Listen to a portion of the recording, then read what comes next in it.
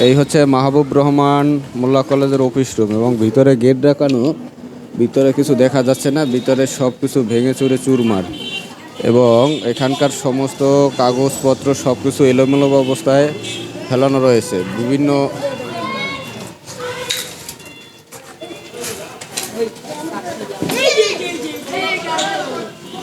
হাত টাত কাটবে।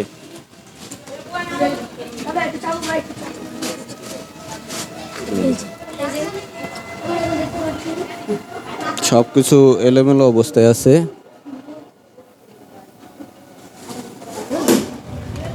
হ্যাঁ, ঢুকো না ঢুকো না, এর ভিতরে ঢুকে কিছু নিও না। এই যে সব চুরমার, শাটার লাগানো আছে।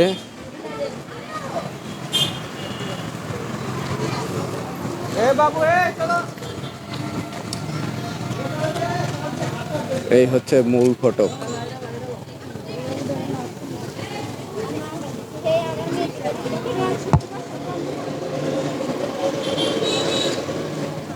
বিভিন্ন প্রান্ত থেকে লোকজন এসে এখন দেখছে কি অবস্থা আছে। এত উঁচুতে, উঁচুর গ্লাসগুলা পর্যন্ত দুর্বৃত্তরা ভেঙে ফেলেছে।